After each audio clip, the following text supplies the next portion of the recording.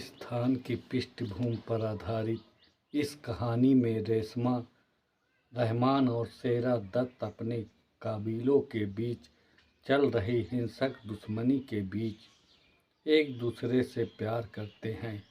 जब उनके परिवारों का उनके रिश्ते के बारे में पता चलता है तो शेरा का मूक निशानेबाज भाई छोटू बच्चन अपने पिता केन सिंह और उसके नवविवाहित भाई गोपाल रंजीत की हत्या कर देता है। गोपाल की विधवा दुल्हन राखी के दुख को सहन न कर पाने के कारण शेरा अपने ही पिता को मार देता है, यह मानते हुए कि गोली उसी ने चलाई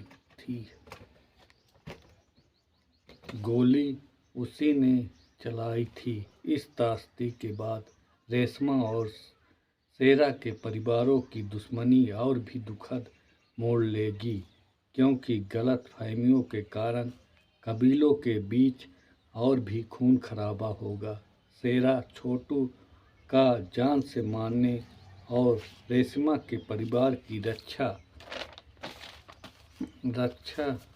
करने की कसम खाता है। शेरा छोटू की तलाश करता है जो रेशमा के घर में छुपा हुआ है और उसने पनाह मांग रहा है।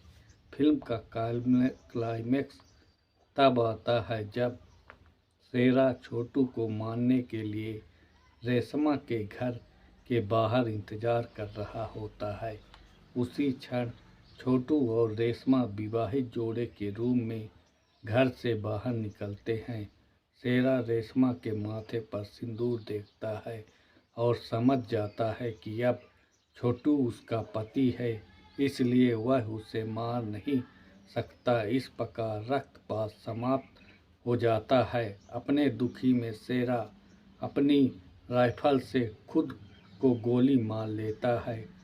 ठीक उसी समय रेशमा आकाश से अपनी जान लेने की गुहार लगाते हुए गिर पड़ती है और उसका शव शेरा के शव पर गिर जाता है। रेगिस्तान में मिट पड़े दोनों प्रेमियों के बीच एक भीषण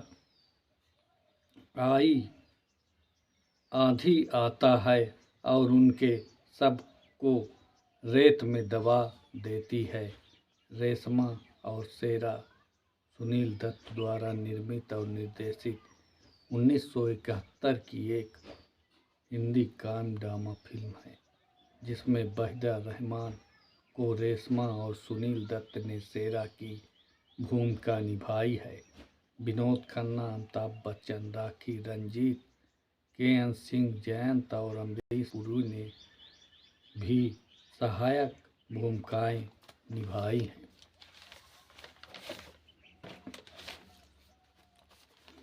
सुनील दत्त के बेटे संजय दत्त, जो असमय 12 वर्ष के थे, अपनी पहली फिल्म में एक कव्वाली गायक के रूप में संक्षिप्त भूमिका में दिखाई देते हैं और द्वारा लिखित यश अली रजा, छायांकन रामचंद्र, संपादित पान मेहरा। रिलीज की तारीख 23।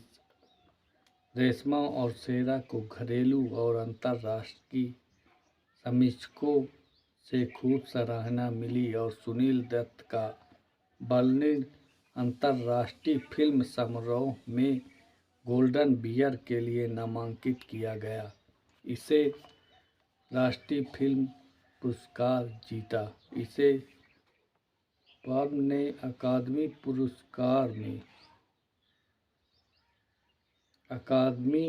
पुरस्कारों में सर्वश्रेष्ठ विदेशी भाषा फिल्म के लिए भारतीय प्रविष्टि के रूप में चुना गया था। रेशमा और शेरा 19वें राष्ट्रीय फिल्म पुरस्कारों में 3 पुरस्कार जीते हैं।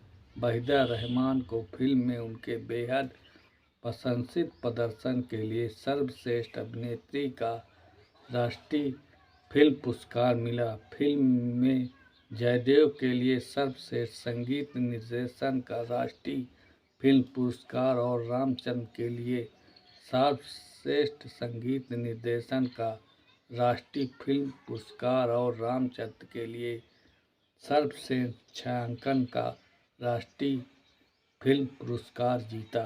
और यह फिल्म उस जमाने की सबसे मस्त फिल्म है, रेशमा और शेरा। आप ज़रूर देखें अपने टीवी स्क्रीन पर और मुझको याद करते रहे। मैं आपके बीच आता रहूँगा बीच बीच में। आप मेरे को पसंद करें या ना करें, फिर भी कोशिश करूँगा आपके दिलों में समाने का।